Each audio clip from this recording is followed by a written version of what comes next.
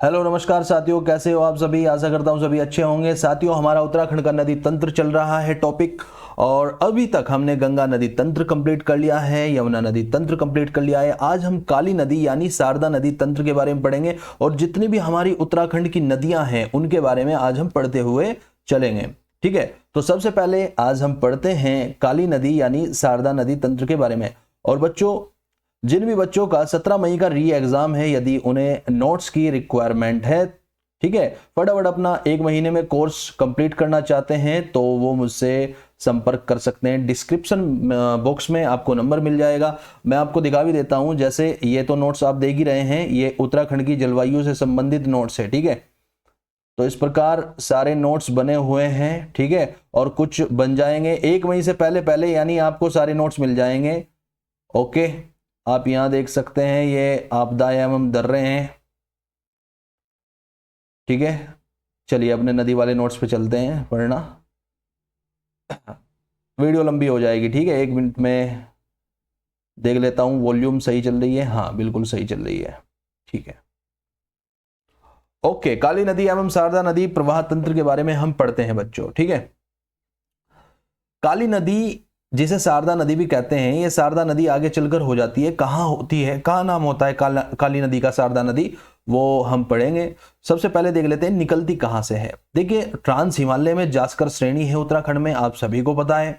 ठीक है, तो जास्कर श्रेणी के पूर्वी ढाल से, ठीक है, ये निकलती है, और पूर्वी ढाल पर एक लिपुलेख पास है, लिपुलेख दर्रा है। ठीक है, और लिपुलेख के पास में ही काला पानी या व्यास आश्रम नामक स्थान है। जास्कर श्रेणी के पूर्वी ढाल पर लिपुलेख पास है और वहीं पर काला पानी या व्यास आश्रम है। ठीक है, तो वहीं से निकलती है हमारी कौन, काली नदी। ठीक है, काला पानी या व्यास आश्रम नामक स्थान से निकलती है। और ये जो क्षेत्र है, जिस क्षेत्र में काला पानी या व्यास आश्रम है, ये जास्कर श्रेणी के पूर्वी ढाल पर पड़ता है, लिपुलेख के पास में है। लिपुलेख दर्रा वहीं आपको देखने को मिलेगा। ठीक है, तो यहां से काला पानी या व्यास आश्रम से कौन सी नदी निकलती है, काली नदी निकलती है। काली नदी की लंबाई कितनी है बच्चों, तो काली नदी की 252 किलोमीटर लंबाई है, और ये जो है ना पूरे उत्तराखंड की सबसे लंबी नदी है। ठीक है, पूरे उत्तराखंड की सबसे लंबी नदी है। देखो, यमुना की जो लंबाई है उत्तराखंड में वो कितनी है, 136 किलोमीटर है।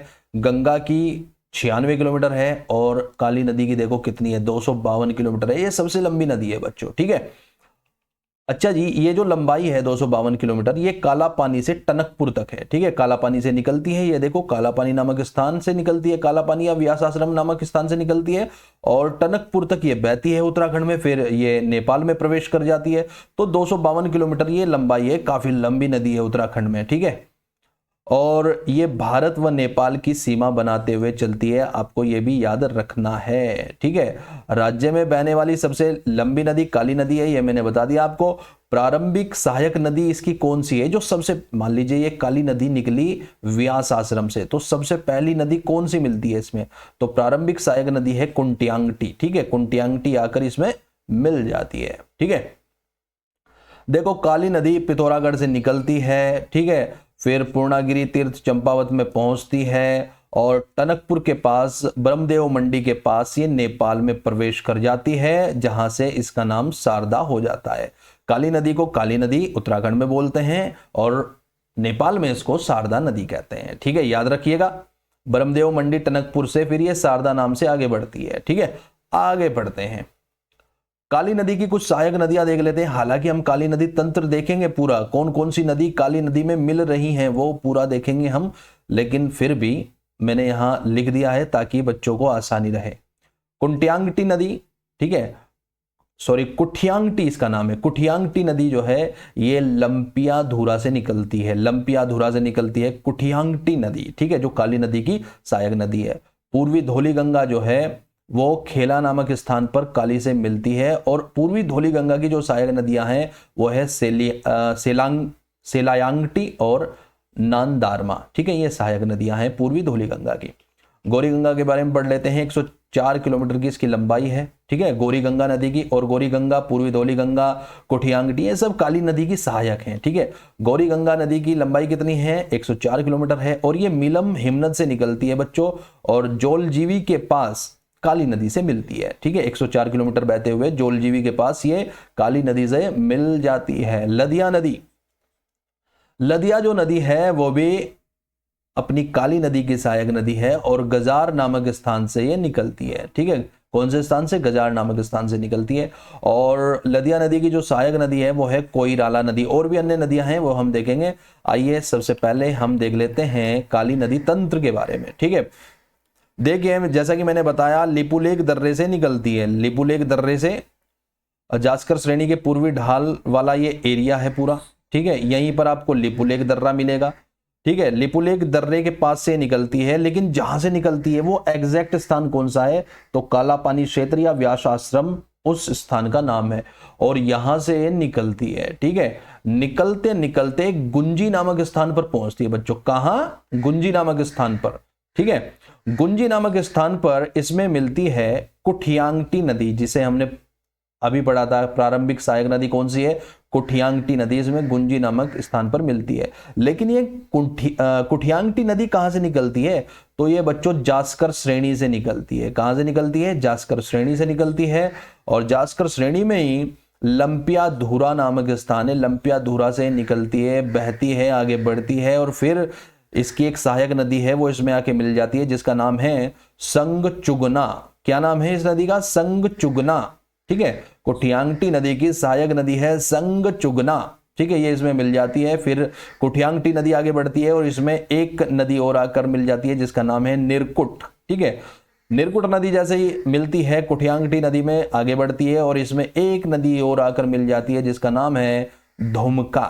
ठीक है, फिर कुठियांगटी नदी आगे पहुंचकर गुंजी नामक स्थान पर काली नदी से मिल जाती है। ठीक है, तो बच्चों कुठियांगटी नदी लंपिया धुरा से निकलती है और संगचुगना, निरकुट और धुमका नामक ये जितनी भी नदियां हैं, ठीक है, ये सभी की सभी कुठियांगटी नदी की सहायक नदियां हैं। ठीक है, गुंजी नामक स्थान पर कुठियांगटी नदी किससे मिल जाती है? काली नदी से मिल जाती है। और ये जो नदी बह रही है ये है अपनी काली नदी। ठीक है, गुंजी नामक स्थान से काली नदी कुठियांगटी को साथ लेकर आगे बढ़ती है। ठीक है, और पहुंच जाती है तवाघाट नामक स्थान पर। ठीक है, श्यालपत खेला एग्जैक्ट स्थान है और ये तवाघाट के पास में ही है। ठीक है, अच्छा जी, यहां इसमें कौन सी नदी मिलती है? काली नदी में, काली नदी में यहां मिलती है पूर्वी धौली गंगा। ठीक है, ये पूर्वी धौली गंगा आकर मिल जाती है श्यालपत तवाघाट में काली नदी से। पूर्वी धौली गंगा कहां से निकलती है? तो बच्चों ये गोवान खान ग्लेशियर से निकलती है। गोवान खान ग्लेशियर से निकलती है पूर्वी धौली गंगा और इसकी कुछ सहायक नदियां हैं जो इसमें आकर मिलती है, जैसे नानदारमा, ठीक है, लिस्सर, सेलियागटी और इधर से मिलती है बाईं तरफ से कुंचुतिज। ठीक है, कुंचुतिज ये नदी, ये सारी की सारी नदियां हैं क्या हैं? ये सहायक नदियां हैं पूर्वी धौली गंगा की। ठीक है, नानदारमा, लिशर, सेलियागटी और कुंचुतिज। ठीक है, ये पूर्वी धौली गंगा की सहायक नदियां हैं। और पूर्वी धौली गंगा कहां कर मिलती है? काली गंगा में, काली नदी में, तो ये मिलती है तवाघाट में या श्यालपत खेला नामक स्थान पर। फिर काली नदी, ठीक है, पूर्वी धौली गंगा को साथ लिए आगे बढ़ती है। ठीक है, और बढ़ते बढ़ते कहां पहुंच जाती है? तो ये पहुंच जाती है जोलजीवी नामक स्थान पर। कहां? जोलजीवी नामक स्थान पर पहुंच जाती है, जोलजीवी नामक स्थान पर। ठीक है, जोलजीवी नामक स्थान पर क्या होता है? यहां जोलजीवी नामक स्थान पर गोरी नदी काली नदी से मिलती है। कौन सी नदी? गोरी नदी काली नदी से मिल जाती है। ठीक है, अब ये देखिए ये गोरी नदी है, ये गोरी नदी जोलजीवी नामक स्थान पर काली नदी से मिल जाती है। ठीक है, गोरी नदी कहां से निकलती है? तो गोरी नदी निकलती है मिलम ग्लेशियर से। पता नहीं कितनी बार यूके SSC ने प्रश्न पूछ लिया है अब तक। ठीक है, कि गोरी नदी कौन से ग्लेशियर से निकलती है, बहुत ज्यादा महत्वपूर्ण है। गोरी नदी कई बार पूछी जा चुकी है। तो गोरी नदी मिलम ग्लेशियर से निकलती है और अपनी कुछ सहायक नदियों को लिए ये जोलजीवी में आकर काली नदी से मिल जाती है। इसकी सहायक नदियां कौन कौन सी है? सुनकल्पा, रमलगाड़, ठीक है, गोनखागाड़, मदकानी और जिम्बा गधेरा, ये सारी नदियां गोरी नदी में आकर मिलती हैं और जोलजीवी में आकर गोरी नदी काली नदी से मिल जाती है। ठीक है, तो गोरी जो नदी है वो मिलम ग्लेशियर से निकलती है। सुनकल्पा, रमलगाड़, गोनखा गाड़, मदकानी और जिम्बा गदेरा ये सब गोरी नदी की सहायक नदियां हैं। जोलजीवी से आगे बढ़ जाती है कौन? काली नदी। किसे लिए?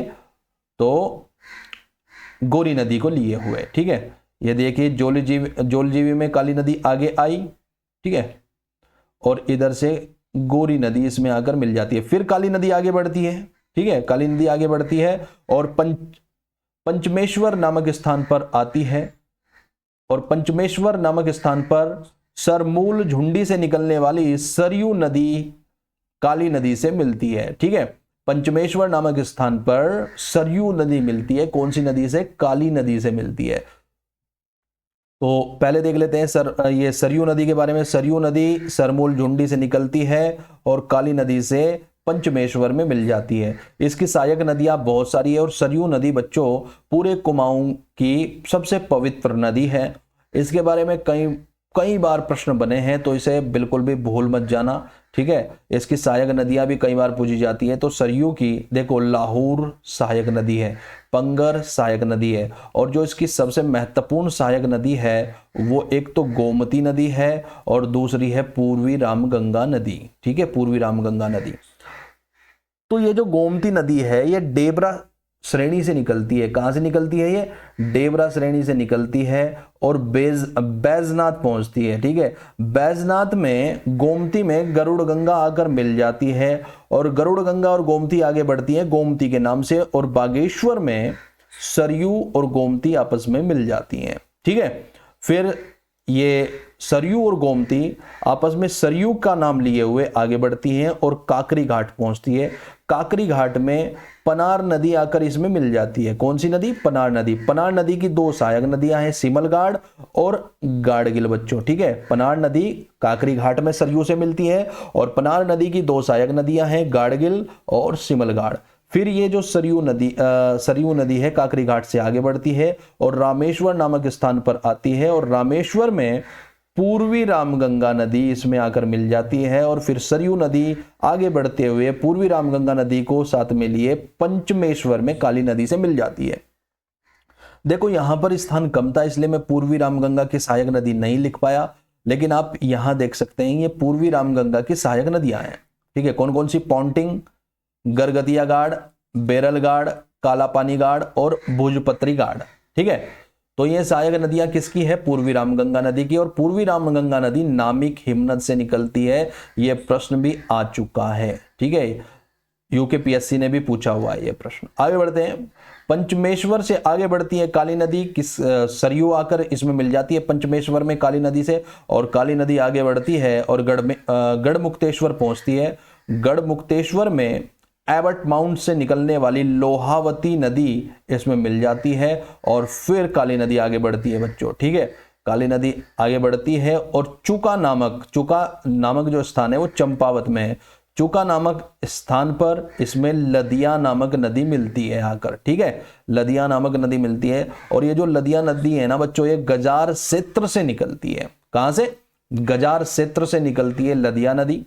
ठीक है, एक मिनट में आवाज चेक कर लूं जरा, हमारा माइक सही से कार्य कर रहा है? हाँ जी बिल्कुल अच्छी तरीके से कार्य कर रहा है। ओके, तो गजार क्षेत्र से निकलती है कौन? लदिया नदी निकलती है, और इसकी दो सहायक नदियां हैं, दो महत्वपूर्ण सहायक नदियां हैं। कोइराला नदी, ठीक है, जो कि लदिया नदी में आकर मिल जाती है, और एक है रठिया नदी। रठिया नदी मीठा रीठा में आकर लदिया नदी से मिल जाती है, और फिर लदिया नदी आगे बढ़ती है और चूका नामक स्थान चंपावत पर ये काली नदी से मिल जाती है। ये कौन सी नदी आ रही है ऊपर से? काली नदी आ रही है। ठीक है, काली नदी। और चूका नामक स्थान से कुछ दूरी पर चलकर ये हमारी काली नदी नेपाल में प्रवेश कर जाती है। कहां प्रवेश कर जाती है? नेपाल में प्रवेश कर जाती है, और चूका नामक स्थान से इसका नाम हो जाता है शारदा नदी। काली नदी का नाम क्या हो जाता है? शारदा नदी। और ये नेपाल और फिर उत्तर प्रदेश में जो बहती है ये शारदा के नाम से बहती है बच्चों। ठीक है, काली नदी शारदा के नाम से बहती है। ठीक है, अभी हमने सरयू नदी देखी। सरयू नदी जो है वो सहायक है किसकी? काली नदी की। ठीक है, ये रही सरयू नदी और पंचमेश्वर में आकर ये काली नदी से मिलती है। ये बहुत ही महत्वपूर्ण नदी है बच्चों, इसे एक बार इसके कुछ फैक्ट्स हमें देख लेने चाहिए, एग्जाम के पॉइंट ऑफ व्यू से बहुत जरूरी है। ठीक है, देखिए कुमाऊं क्षेत्र की सबसे पवित्र नदी कौन है, तो सरयू नदी है। ठीक है, यह सरयू नदी के बारे में हम पढ़ रहे हैं। तो सरयू नदी कुमाऊं की सबसे पवित्र नदी है, सरमूल झुंडी से निकलती है, मैंने बता दिया आपको। यह सबसे महत्वपूर्ण फैक्ट है इसका। पिथौरागढ़, अल्मोड़ा और पिथौरागढ़ चंपावत जनपद की सीमा का बॉर्डर बनाते हुए सरयू नदी चलती है। पिथौरागढ़, अल्मोड़ा और पिथौरागढ़ चंपावत जनपद की सीमा का बॉर्डर बनाते हुए चलती है। देखो इसी प्रकार के क्वेश्चन आजकल यूके SSS पूछ रहा है। ठीक है, और ये मैंने भर भर के अपने नोट्स में जमा किए हैं इस प्रकार के फैक्ट्स। ठीक है, ओके। सरयू का जिक्र रामचरितमानस में मिलता है, वो हम बाद में डिस्कस करेंगे। काली नदी से ये जो हमारी सरयू नदी है पंचमेश्वर में मिलती है। ठीक है, और 146 किलोमीटर इसकी लंबाई है, 146 किलोमीटर सरयू नदी की लंबाई है। ठीक है, काली नदी को सर्वाधिक जलराशि देने वाली ये नदी है। ठीक है, काली नदी को सर्वाधिक पानी यानी जलराशि कौन देती है, तो हमारी प्यारी सरयू नदी। ठीक है, आगे बढ़ते हैं। रामचरितमानस में भी, ठीक है, सरयू नदी का जिक्र है, जिसे मानस नंदनी एवं सरजू भी कहा जाता है। ठीक है, ये जो काली नदी है ना बच्चों, शारदा के नाम से नेपाल में प्रवेश करती है और फिर उत्तर प्रदेश में भी कुछ स्थान तक इसका नाम शारदा ही है। लेकिन जब ये अयोध्या के पास पहुंचती है हमारी काली यानी शारदा नदी, तो इसे वहां सरयू के नाम से जाना जाता है। ठीक है, किसके नाम से जाना जाता है, सरयू के नाम से जाना जाता है, क्योंकि सरयू नदी इसमें मिली है ना, तो यहां इसका नाम सरयू है। और पहले हजारों वर्ष पहले इस पूरी नदी का नाम सरयू नदी ही था। अयोध्या काल के समय इस पूरी नदी का नाम सरयू नदी था। समय के साथ कहीं इसका नाम फिर काली हो गया, कहीं इसका नाम शारदा हो गया, कहीं इसका नाम सरयू हो गया, कहीं इसका नाम सरजू हो गया। ठीक है, तो रामचरितमानस में इसे मानस नंदनी कहा गया है एवं सरजू भी कहा गया है। ठीक है, आगे बढ़ते हैं और गोमती नदी के बारे में कुछ फैक्ट्स जान लेते हैं, महत्वपूर्ण है। ठीक है, बागेश्वर के डेबरा श्रेणी के भटकोट नामक स्थान से ये गोमती नदी निकलती है। बागेश्वर के डेबरा श्रेणी के भटकोट नामक स्थान से निकलती है कौन, अपनी गोमती नदी। इस नदी घाटी को कत्यूर घाटी के नाम से भी जाना जाता है। जो इस नदी की घाटी यहाँ है ना, उन्हें कत्यूर घाटी के नाम से भी जाना जाता है। इसमें गोमती नदी में बैजनाथ में आकर गरुड़ गंगा मिलती है, वो हमने देख लिया था जब हम तंत्र देख रहे थे, किसका, काली नदी तंत्र का। ठीक है, तो गोमती नदी में बैजनाथ में गरुड़ा गंगा आकर मिलती है, महत्वपूर्ण है और ये आयोग ने पूछा हुआ है। सरयू की यह सहायक नदी है। गोमती नदी सरयू की सहायक नदी है। गोमती नदी सरयू में कहां आकर मिलती है, बागेश्वर में आकर मिलती है। आगे बढ़ते हैं, पूर्वी रामगंगा नदी के बारे में जान लेते हैं। ठीक है, देखिए नामिक हिमनद तथा पोंटिक हिमनद पिथौरागढ़ से पूर्वी रामगंगा नदी निकलती है। 108 किलोमीटर इसकी लंबाई है। कहां से निकलती है, नामिक हिमनद तथा पोंटिंग हिमनद पिथौरागढ़ से निकलती है। ये कौन सी नदी, पूर्वी रामगंगा नदी निकलती है। 108 किलोमीटर इसकी लंबाई है और ये रामेश्वर तीर्थ में सरयू से आकर मिल जाती है। इसकी पूर्वी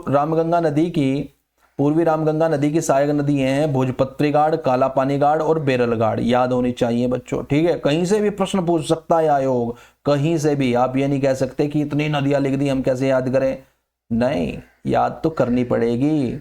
ठीक है, राज्य में अन्य प्रमुख नदी प्रवाह तंत्र हम देख लेते हैं।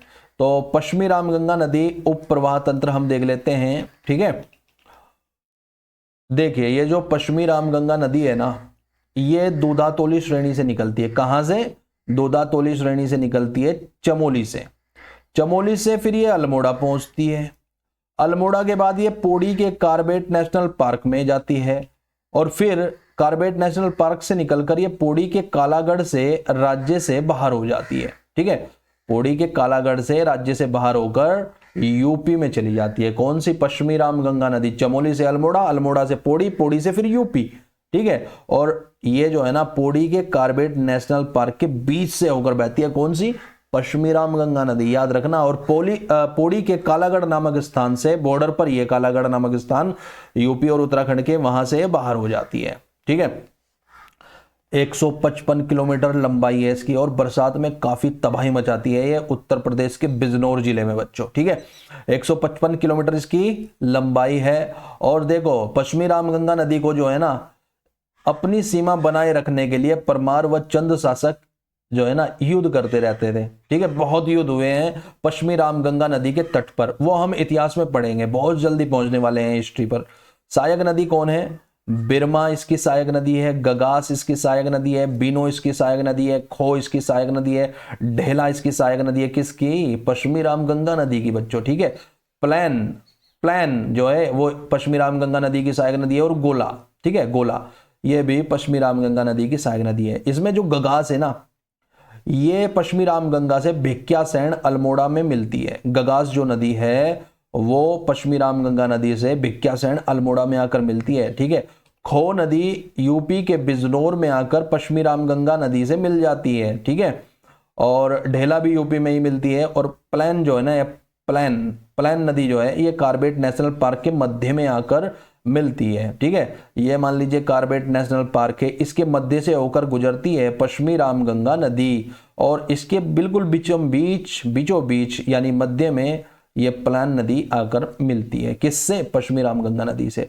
और गोला नदी की जो लंबाई है ना बच्चों वो 102 किलोमीटर है। और गोला नदी पश्चिमी रामगंगा नदी की सहायक नदी है, लेकिन ये मिलती बरेली में, उत्तर प्रदेश के बरेली में आकर मिलती है पश्चिमी रामगंगा से गोला नदी, ठीक है।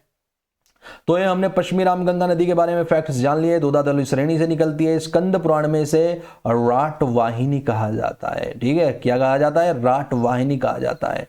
आगे बढ़ते हैं और हम देख लेते हैं अपनी प्यारी कोसी नदी के बारे में, ठीक है। किसके बारे में? कोसी नदी के बारे में।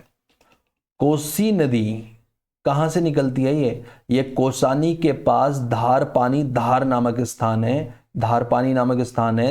धार वहां से निकलती है, ठीक है। और फिर अल्मोड़ा पहुंचती है, अल्मोड़ा से फिर नैनीताल पहुंचती है, फिर उधम सिंह नगर पहुंचती है। और उधम सिंह नगर का सुल्तानपुर नामक स्थान है, सुल्तानपुर से फिर ये बाहर हो जाती है, राज्य से बाहर, और यूपी में पहुंच जाती है। कौन? कोसी नदी, ठीक है। कोसी नदी की 168 किलोमीटर लंबाई है बच्चों। और पुराणों में कोसी नदी को कोशिकी या फिर कोशिला नाम से जाना जाता है, कोशिकी या फिर कोशिला नाम से जाना जाता है। महत्वपूर्ण नदी है पुराणों के हिसाब से। यूपी के रामपुर में पश्चिमी रामगंगा से मिल जाती है, ठीक है। उत्तर प्रदेश का जो रामपुर जिला है ना उसमें पश्चिम रामगंगा से मिल जाती है। कौन? हमारी कोसी नदी, ओके। अच्छा जी, इस कोसी नदी की एक सहायक नदी है जिसका नाम है सुयाल नदी, ठीक है। अगर आपने उत्तराखंड का इतिहास, प्राचीन इतिहास पढ़ा होगा तो आप जानते होंगे सुयाल नदी किसके पास बहती है? लाखों गुफा के पास में बहने वाली है नदी है सुयाल नदी। और सुयाल नदी की ही ये कोसी नदी क्या है? सहायक नदी है। कोसी नदी की सहायक नदी है सुयाल नदी, ठीक है। और कोसी में चौसीला या चोपड़ा नामक स्थान में, ठीक है, कोसी में चौसीला या चोपड़ा नामक स्थान में यह सुयाल नदी आकर मिल जाती है, ठीक है। मान लीजिए बह रही है कोसी नदी और इधर से आई सुयाल नदी और यहां पर चौसीला या चोपड़ा नामक स्थान पर मिल जाती है, ठीक है। अन्य सहायक नदी देख लेते हैं कोसी की। कालराव, सरोद, सोमालीगाड़, मिनोलगाड़ और देवगाड़ ये सहायक नदी है किसकी? कोसी नदी की, ठीक है। तो बच्चों अब अन्य नदियां देख लेते हैं देहरादून क्षेत्र की कुछ नदियां, ठीक है। दून आपको पता है घाटी है, दून द्वार मैंने पढ़ाए थे अभी, दून किसे कहते हैं, द्वार किसे कहते हैं। और पूरे उत्तराखंड का सबसे बड़ा दून है देहरादून, ठीक है। तो दून घाटी की सबसे प्रमुख नदी है, देहरादून घाटी की सबसे प्रमुख नदी है सोंग नदी। कौन सी नदी? सोंग नदी। सोंग नदी बच्चों गंगा नदी की सहायक नदी है। गंगा कहां से निकलती है? गंगा नदी बनती है देवप्रयाग से बनती है गंगा नदी। किसकी द्वारा बनती है? भागीरथी और अलकनंदा की संयुक्त धारा से बनती है गंगा नदी देवप्रयाग में। और फिर हरिद्वार के खानपुर क्षेत्र से ये उत्तर प्रदेश में पहुंच जाती है। लेकिन जो रायवाला क्षेत्र है, रायवाला देहरादून में पड़ता है, ठीक है, देहरादून जनपद में है रायवाला। और रायवाला में गंगा नदी के पास ये सोंग नदी मिल जाती है, ठीक है, सोंग नदी मिल जाती है। सहायक नदी सोंग नदी की सहायक नदी है वाल्दी नदी, सिसवा नदी और विद्यलना रो नदी, ठीक है, वाल्दी, सिसवा और विद्यलना रो। हालांकि ये ज़्यादा महत्वपूर्ण नहीं है, ठीक है, आप इग्नोर भी अगर करके चलोगे तो कोई ज़्यादा दिक्कत नहीं है। ये जो वाल्दी नदी है ना, इसके तट पर ही एक पर्यटक स्थल है जिसका नाम है सहस्त्रधारा। सहस्त्रधारा, आप देहरादून गए हो तो आपने वाल्दी नदी बिल्कुल देखी होगी, ठीक है। देहरादून घाटी की अन्य नदियां हैं जाखन नदी, दुल्हनी नदी और नून नदी। ये छोटी छोटी नदियां हैं बच्चों, जाखन नदी, दुल्हनी नदी और नून नदी, ठीक है। तो बच्चों देहरादून घाटी की सबसे प्रमुख नदी सोंग नदी है जो सहायक है गंगा नदी की, ठीक है, ये आपको याद रखना है। आगे बढ़ते हैं।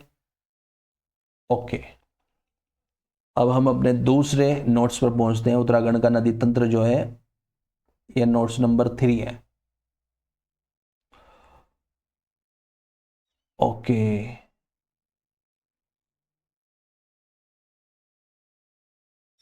तो देहरादून हमने देख लिया। अब हम देखते हैं नैनीताल क्षेत्र की नदियां, ठीक है। नैनीताल क्षेत्र की नदियां, देहरादून क्षेत्र की हमने देख ली, अब हम नैनीताल क्षेत्र की देखेंगे।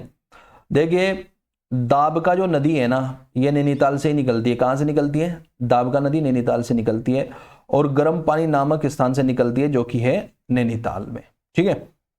दाबका नदी कहां से निकलती है? गर्म पानी नैनीताल से, और बाजपुर में पहुंचती है। नैनीताल से निकलकर ये उधम सिंह नगर में पहुंचती है और उधम सिंह नगर के बाजपुर में जाकर ये राज्य से बाहर हो जाती है और फिर यूपी में चल जाती है।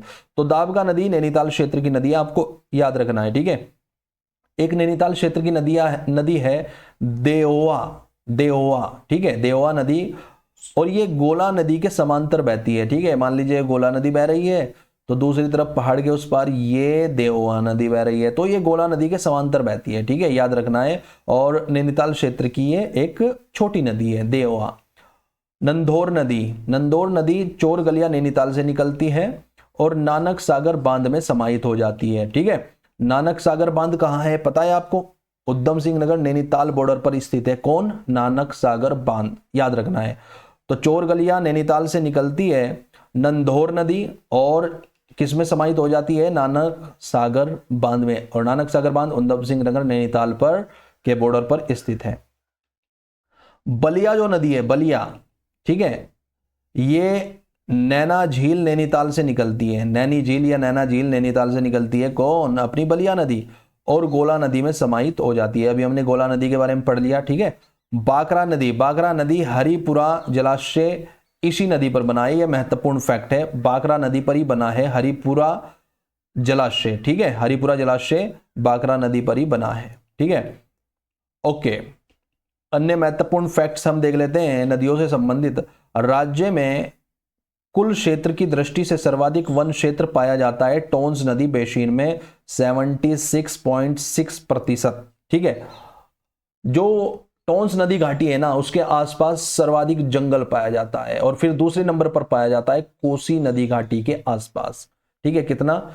69%, ठीक है। तो कोसी नदी के पास क्षेत्रफल की दृष्टि से दूसरे नंबर का वन क्षेत्रफल पाया जाता है।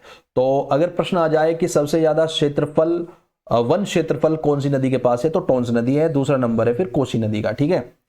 एक नदी का नाम है बच्चों रावण गंगा। क्या नाम है? रावण गंगा। और ये किसकी सहायक है? ये मंदाकिनी की सहायक है, ठीक है। काशीपुर का तुमड़िया डैम, तुमड़िया डैम किसके ऊपर बना है? तो फीका नदी के ऊपर ये बना है। काशीपुर का तुमड़िया डैम फीका नदी पर बना है। ये इस प्रकार के छोटे छोटे प्रश्न कई बार एग्जाम में आ जाते हैं और ये माइंड से स्लिप रहते हैं हमारे, या हम इन्हें पढ़ते नहीं और मामला फिर गड़बड़ हो जाता है, ठीक है। आगे बढ़ते हैं। सितारगंज में बैगुल बांध बना है खुकली एवं बैगुल नदी पर, ठीक है। सितारगंज में बैगुल बांध बना है खुकली एवं बैगुल नदी पर, याद रखिएगा। शंभू नदी बागेश्वर से निकलती है तथा चमोली में पिंडर नदी में मिलती है, याद रखना। शंभू नदी कहां से निकलती है? बागेश्वर से निकलती है, छोटी नदी है, ठीक है। अब हम कुछ शब्दावली देख लेते हैं जो नदियों से संबंधित है। जैसे दो नदियों के मिलने का स्थान संगम कहलाता है, ठीक है। जैसे भागीरथी और अलकनंदा कहां मिलती है? देवप्रयाग में मिलती है, और वो भागीरथी और अलकनंदा का संगम है बच्चों, ठीक है। गधेरा या गदना किसे कहा जाता है? पहाड़ी नाले को कहा जाता है। पहाड़ी नाले को क्या कहा जाता है? गधेरा या फिर गदना कहा जाता है। बरसाती पानी का स्रोत को क्या कहा जाता है? बरसाती पानी के स्रोत को छोया कहते हैं, ठीक है। हमारे उत्तराखंड में छोया कहते हैं बरसाती पानी के स्रोत को, ठीक है। जमीन से रिश्ते पानी से बने छोटे छोटे गड्ढे को चौबड़िया कहते हैं। क्या कहते हैं? चौबड़िया कहते हैं। जमीन से रिश्ते पानी से बने छोटे छोटे गड्ढों को चौबड़िया कहते हैं। पानी की धार जो मकान की छत से टपकती है उसे पणधार या बंधार कहते हैं। ठीक है, पानी की धार जो मकान की छत से टपकती है उसे पणधार या बंधार कहते हैं। पानी का कुंड जिसमें नीचे से पानी आता है, ठीक है, पानी का ऐसा कुंड जिसमें पृथ्वी के नीचे से ही पानी आ रहा है उसे नवालो या नोड़ कहते हैं। ठीक है, जौनसार भावर क्षेत्र की एक नदी का नाम है, याद रखना, भद्रीगाड़। ठीक है, भद्रीगाड़ कहाँ बहती है? जौनसार भावर क्षेत्र में बहती है। पानी का प्राकृतिक स्रोत या पनघट इसे कहते हैं मंगरा या धार। ठीक है, मंगरा या धार इसको कहते हैं। अब हम कुछ नदियां देख लेते हैं, उनकी लंबाई देख लेते हैं। हालांकि मैंने उद्गम और मुहाने कहाँ से निकली है, कहाँ गई है, वो मैंने बताया हुआ है आपको। ठीक है, जैसे गंगा नदी की लंबाई कितनी है? 96 किलोमीटर है। ठीक है, याद रखिएगा, देवप्रयाग से निकलती है हरिद्वार सीमा तक, फिर उत्तर प्रदेश में चली जाती है। भागीरथी नदी की जो लंबाई है वो 205 किलोमीटर है, गौमुख से निकलती है और देवप्रयाग तक आती है। ठीक है, फिर देवप्रयाग के बाद इसका नाम हो जाता है गंगा, फिर गंगा हरिद्वार सीमा तक पहुंचती है और फिर उत्तर प्रदेश में चली जाती है। ठीक है, बिलंगना नदी जो है वो 110 किलोमीटर लंबी है, खतलिंग हिमनद से निकलती है और पुरानी टिहरी तक ये जाती है। अलकनंदा नदी 195 किलोमीटर लंबी है, सतोपंत हिमनद से निकलती है और देवप्रयाग तक आती है, फिर इसका नाम गंगा हो जाता है। ठीक है, भागीरथी और अलकनंदा का संयुक्त नाम क्या हो जाता है? गंगा हो जाता है। ठीक है, विष्णु गंगा या धौली गंगा 94 किलोमीटर इसकी लंबाई है, देववन हिमानी से निकलती है और विष्णु प्रयाग तक ये आती है। ठीक है, पिंडर नदी की लंबाई 105 किलोमीटर है और पिंडारी हिमनद से निकलती है, कर्ण प्रयाग तक ये आती है। मंदाकिनी नदी की 72 किलोमीटर लंबाई है, केदारनाथ चोराबाड़ी हिमनद से निकलती है और रुद्रप्रयाग तक ये आती है। ठीक है, नंदाग्नि नदी की 56 किलोमीटर लंबाई है और नंदा घुंगटी से ये निकलती है, बताया हुआ है मैंने, और नंद प्रयाग तक ये आती है। पूर्वी नयार की लंबाई जो है वो 109 किलोमीटर है और दोदातोली से निकलती है, सतपुली तक जाती है। टोंस जो नदी है उसकी 148 किलोमीटर लंबाई है और रूपिन और सुपिन से मिलकर ये बनती है। नेटवाड़ से ये निकलती है और डाक पत्थर देहरादून में आकर ये किससे मिल जाती है? यमुना नदी से मिल जाती है। यमुना की लंबाई 136 किलोमीटर है, यमुनोत्री से निकलती है और ढालीपुर देहरादून में ये कहाँ हो जाती है? राज्य से बाहर हो जाती है। पश्चिमी रामगंगा की लंबाई 155 किलोमीटर है, अभी हमने बात की थी, इसे रतवाहिनी भी कहा जाता है या रटवाहिनी भी कहा जाता है। दोदातोली से निकलती है और कालागढ़ से राज्य से बाहर हो जाती है। ठीक है, कोसी नदी की 168 किलोमीटर लंबाई है, कोसानी से निकलती है और सुल्तानपुर से राज्य से बाहर। गोला नदी की 102 किलोमीटर लंबाई है, पहाड़ पानी से निकलती है और किच्छा में ये राज्य से बाहर। सबसे लंबी नदी काली नदी है, 252 किलोमीटर इसकी लंबाई है, काला पानी क्षेत्र से निकलती है या व्यास आश्रम से निकलती है और टनकपुर में राज्य से बाहर नेपाल में पहुंच जाती है। सरयू नदी 146 किलोमीटर इसकी लंबाई है, सरमूल से निकलती है और पंचेश्वर में काली नदी से मिल जाती है। ठीक है, पंचेश्वर में ये कहाँ मिल जाती है? काली नदी से मिल जाती है। पूर्वी रामगंगा 108 किलोमीटर इसकी लंबाई है, नामिक हिमनद से निकलती है और रामेश्वर में ये किससे मिल जाती है? पूर्वी रामगंगा काली नदी से मिल जाती है। गौरी गंगा 104 किलोमीटर लंबाई है, मिलम ग्लेशियर से निकलती है और जौलजीबी में काली नदी से मिल जाती है बच्चों। ठीक है, अब हम देखिए भागीरथी की सहायक नदियां देख लेंगे। ये हालांकि आप इसका स्क्रीनशॉट भी ले सकते हो और जिन बच्चों के पास ये नोट्स हैं तो वो तो पढ़ेंगे ही पीडीएफ से अपनी। ठीक है, भागीरथी एवं जाड़गंगा को जाह्नवी नदी भी कहते हैं या ये भैरव घाटी में आकर मिलती है। ठीक है, भागीरथी एवं जलधरी, इसे जलधरी को ककोड़ा घाट भी कहते हैं, ये हर्षिल में आकर मिलती है। ठीक है, भागीरथी और अस्सी गंगा नदी ये गंगोरी में आकर मिलती है। ठीक है, भागीरथी और शिया गंगा ये झाला में आकर मिलती है। इंद्रावती घाट एवं श्यामल या वरुणा घाट ये उत्तरकाशी मुख्यालय के आसपास में आकर मिलती है, किससे? भागीरथी से। भागीरथी एवं बिलंगना टिहरी डैम गणेश प्रयाग में आकर मिलती हैं। ठीक है, ओके, ये काली नदी के साथ कौन कौन सी नदी कहाँ कहाँ मिलती है ये हमने देख लिया था। जैसे काली के साथ कुठियांगटी गुंजी में मिलती है। ठीक है, काली के साथ पूर्वी धौली गंगा खेला गांव तवाघाट में मिलती है। काली गंगा के साथ कट्टी पानी घाट तालेश्वर में मिलती है। काली गंगा के साथ गौरी गंगा जौलजीबी में मिलती है। काली गंगा के साथ सरयू नदी पंचमेश्वर में मिलती है और पंचमेश्वर से यहाँ चंपावत स्टार्ट हो जाता है। काली नदी के साथ लोहावती नदी गढ़मुक्तेश्वर में मिलती है। काली नदी के साथ लदिया नदी जो है ना चूका में मिलती है। ठीक है, अब ये सरयू एवं उसकी सहायक नदियां हैं, उनके संगम हैं, ये आप देख लीजिए, ठीक है। सरयू के साथ गोमती मिलती है बागेश्वर में, सरयू के साथ पनार नदी मिलती है काकरी घाट में, सरयू के साथ पूर्वी रामगंगा मिलती है रामेश्वर तीर्थ में, और सरयू के साथ खीर गंगा मिलती है कपकोट में, ठीक है।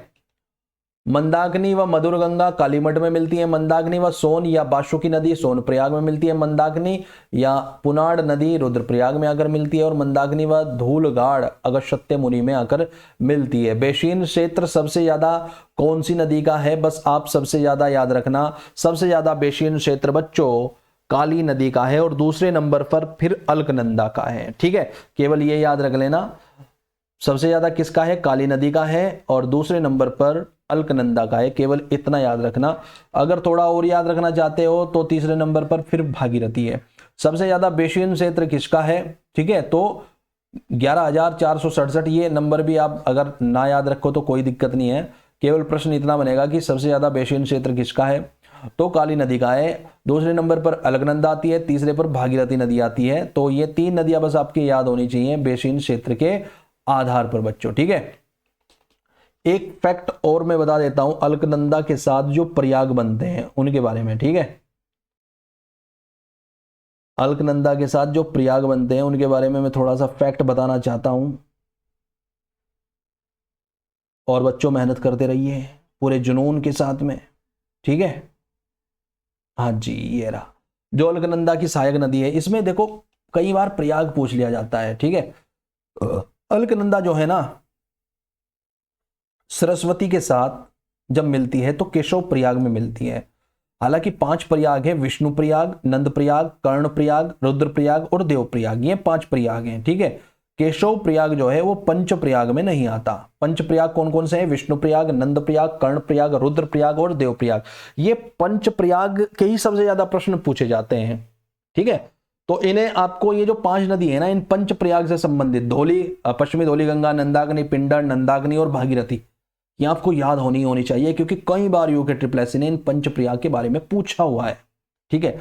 अलकनंदा नदी के साथ में सरस्वती नदी केशव प्रयाग में मिलती है। हालांकि केशव प्रयाग जो है वो पंच प्रयाग में शामिल नहीं है, लेकिन केशव प्रयाग है कहां? तो माणा में, माणा के पास स्थित है केशव प्रयाग, और माणा कहां है? चमोली में है, ठीक है।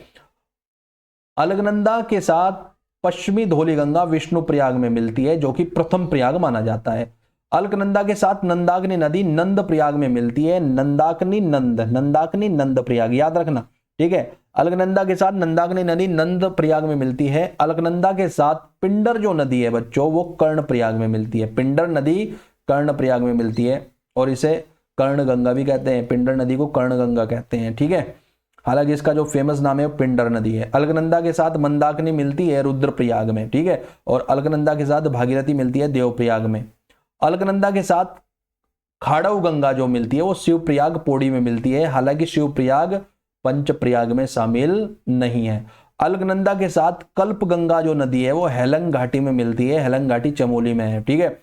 अलकनंदा के साथ गरुड़ गंगा जो है बच्चों पैनखंडा में मिलती है, और ये भी चमोली में है। अलकनंदा के साथ लक्ष्मण गंगा जो है वो गोविंद घाट में मिलती है, और गोविंद घाट चमोली में है। और अलकनंदा के साथ डूंडी नदी डुंड प्रयाग में मिलती है। डुंड प्रयाग भी पंच प्रयाग में शामिल नहीं है, और डुंड प्रयाग टिहरी में स्थित है, ठीक है। तो बच्चों ये था हमारा पूरा नदी तंत्र जो हमने 3 लेक्चर में कवर कर लिया है, ठीक है। आज हमने काली नदी, शारदा नदी के बारे में विस्तार से पढ़ा, ठीक है। कहां से कौन सी नदी निकलती है, कौन सी सहायक है, कौन सी नदी कहां किस स्थान पर मिल रही है, अन्य नदियों के बारे में हमने पढ़ लिया। और आप कोई भी एग्जाम उठा के देखना बच्चों, ठीक है, जो ये 3 लेक्चर है यानी उत्तराखंड नदी तंत्र से संबंधित जो 3 लेक्चर हैं, इनमें से इन 3 लेक्चर में से ही 2 प्रश्न आपको हर एग्जाम में देखने को मिलेंगे।